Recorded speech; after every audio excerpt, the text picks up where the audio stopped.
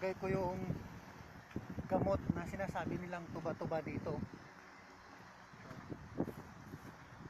Isishare ko sa inyo to kasi gamot ito pala. Naranasan ko na ito. Siya.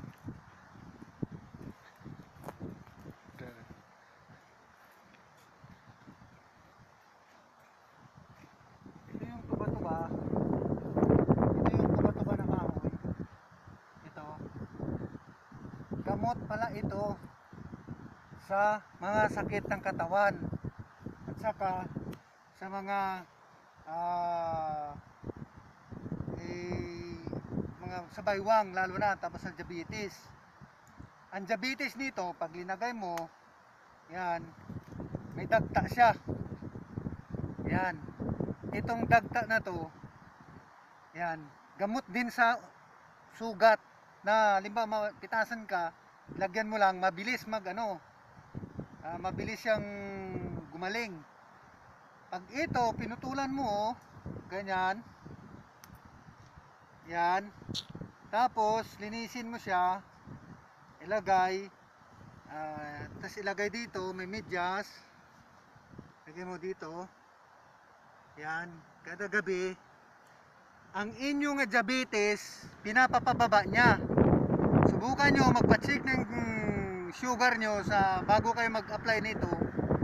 Isang linggo bababa ang sugar nyo, tsaka ang high blood nyo nagbababa din ito kada gabi yan. So ito siya, hindi alam ng mga Saudi rito na gamot pala ito. Pag sumakit ang baywang ko, inalagay ko lang dito yan, dito 3 piraso, tapos pagka kinabukasan pagising ko wala na. Ito tuba-tuba ito dito sa, ang tawag ko dito tuba, kasi sa atin tuba, ang tuba pang pang ano sa mga napipilay, pang paano, ito siya mas mabisa. Pag may sakit pa dito mo o dito lahat, ilagay mo lang siya tapos talian. Ang dagta niya walang problema to, hindi nakakaano sa damit. So kinabukasan may feel mo na wala na ang sakit ng katawan mo kahit hindi mo lagyan ng hindi mo siya lagyan ng kung ano, hindi ka mag-inom ng kahit anong gamot. So dito sa Saudi Arabia kahit saan lang ito tumutubo. Yan, ito siya, ganitong kahoy na yan. Hanapin nyo kahit sa Dubai kayo o sa saan kayong lugar ng Arab, makikita nyo to. Yan, tulad nun, mayroon din doon, no? Ayun, no? Ayun, mayroon din, nagtutubo. Kahit saan lang yan, tumutubo. So, tandaan nyo ito, ang ano na ito, na ganito, kahit sa Pilipinas, baka mayroon ito, hindi lang natin alam. Kaya hindi natin alam to, pero napakabisa ito pag itatapal mo. Ito, ganitong dahon to. Tapos may buti ka, ilagay mo ang buti doon sa sa lamisa o sa plat siya, tapos pagulong-gulungan, di lalaban na, gaganda siya. Ayan o, ang puti niya, kailangan kukunin yan. O, ang puti siya. Yan. Tapos pagulungan mo siya ng buti na plain na lalabas siya. At saka itapal mo sa baywang mo kung masakit, sa dito sa mga balikat, at saka sa kung saan masakit. Pag masakit ang dito sa balikat mo, pag ito natapalan mo, didikit siya. Kahit hindi mo siya masyadong ilagay, kahit ipit mo lang siya sa mga babae, sa bra, ipit lang siya dyan, walang problema. Kinabukasan malalaman mo na ikaw, kahit sa damit, ilagay mo lang siya, mahigaan mo siya, okay lang. Ako dito ko lang iniipit yan, dito lang sa short. Pag kagabi natulog sa loob ng brief, matulog ka, pagising mo sa umaga wala na, kahit hindi ka uminom ng gamot. Ako hindi ako nag-inom ng gamot, ito na. Kasi na-discover ko ito nung tinuro sa akin ng isang kaibigan ko na Indonesia. Sa kanila daw to gamot na gamot. Kahit sa Nepal, ang sabi niya, ito raw, ang dagta na to, kapag ito naanuhan ka ng mga sugat, nawawala ang sugat. At saka ito, gamot daw. Nung isa, mayroon akong kilala dito, yung hinilot ko siya, hinilot ko. Tapos wala akong may na choice na mga gamot kasi mayroon marami dito panghaplas, yung mga galing sa atin sa Pilipinas, sa Pilipino market na binibili namin. So wala, may hinilot ako rito. Ano na, ano na yung kamay niya, tagilid na. Tapos nung hinilot ko siya, tinapalan ko siya nito. Dati siyang stroke, hindi siya makalakad ng tuwid. Naawa ako kasi nasa 60 na siya. Pero ngayon, nandito pa siya. Nagbakasyon pa, bumalik pa rin dahil medyo gumanda ang katawan niya. Ito na ang binibigay ko sa kanya doon sa accommodation nila. So, epektibo talaga ito. Kahit yung diabetes niya, nawala, na bumaba kunti ang ng iyang sugar.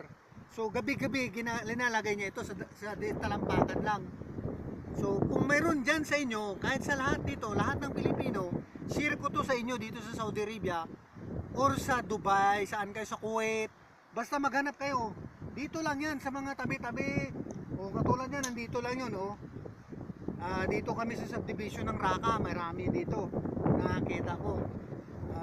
Pero ito, tandaan nyo, hindi nila alam to ng mga Saudi na gamot pala ito. So kung kayo may alternative kayo na gamot na gusto nyo, hanapin nyo ito. At saka kung masakit ang baywang nyo or masakit ang ulo, dito itatapal nyo lang. Pag pinawisan kayo dito, itapal nyo ito nakaganyan, pag masakit ang ulo nyo, huwag na huwag kayo uminom ng gamot. Pero para malalaman nyo kung epektibo ito o hindi, share ko lang ito sa inyo. Pero basta sa akin, nasa 80% kuha niya. Kasi nung nakaraang linggo, nagtrabaho kami ng marami. Tapos sumakit yung baywang ko. Hindi ako uminom ng gamot. Ito lang ang hinanap ko ulit. Naghanap ako kahit sa dito. Tinapal ko ngayon. 2 bisis lang tinapalan kong likod ko. Hindi ako nakainom ng gamot. Nawala. So ngayon malakas na naman ako. Ganito lang. So share ko to sa inyo. Kahit saan kayo, sa Dubai. Basta makikita nyo. Lahat kayo ito, nakita nyo to. May bulaklak siya. Iyon ko sa Pilipinas kung mayroon ito. Sana mayroon ito sa Pilipinas. Nakita. Naghanap ako ng bunga niya dito na seedlings. Para kung bakit nagtutubo lang ito sila kung saan dito. So ito isi-share ko sa inyo. Epektibo talaga itong gamot na ito. Ito siya. So kumuha lang kayo ng 3 piraso. Yan. Yan dito. Ito yung dagta niya. Yan, dagta niya. May dagta siya. Yan. Tapos yan, kunin yung dagta, putulin nyo hanggang pupunta rito. Tapos yan, linisin nyo lang ang puti niya, kunin nyo. Itapal nyo ko kahit saan, sa noo, masakit ang ulo. Nung nakaraan, naglingog-ngog ang ulo ko rito, linagyan ko rin. Pagising ko sa umaga, wala na. So, epektibo ito. Ito yung tinuturo ko sa inyo dito kasi walang may makakagamot sa atin dito sa Saudi kung nagsusulo tayo, kung di tayo lang ang sarili natin. So naghanap ako ng ibang paraan kasi kung gamot ang inumin, ang kidney natin matatamaan din ng gamot. So mag-alternative kayo, hanap kayo ng gamot din. Ito share ko na to sa inyo, mga kababayan ko rito. So salamat. Sa susunod, kung mayroon dyan sa inyo, sa lugar nyo malapit, maghanap kayo ng ganyan, subukan nyo. Sabihin nyo lang na ako, hindi ako nagsasabi ng totoo. So, itry nyo lang. Itry nyo na baka sakali makatulong sa inyo, lalo na yung mga na-stroke dyan, yung mga, marami kasi ano kilala dito na stroke. Mga mild stroke lang, mga kuwan ang kalahati nilang katawan. So, binibigyan ko sila, kasi nandito ako sa labas palagi, kinukuhaan ko sila ng mga dahon, binibigyan ko sila roon. So naka-recover. Naka-recover sila, tapos medyo may massage din, binamassage ko rin sila. Tapos yan ang ito ano ko. Ngayon, pagdating ng 2 bisa ako nakapunta ron sa kanila magbibisita, malaking pasalamat nila kasi ang recovery nila mabilis. Lalo na sa may mga edad, mga 50s pataas. Katulad sa amin, may mga edad na rin.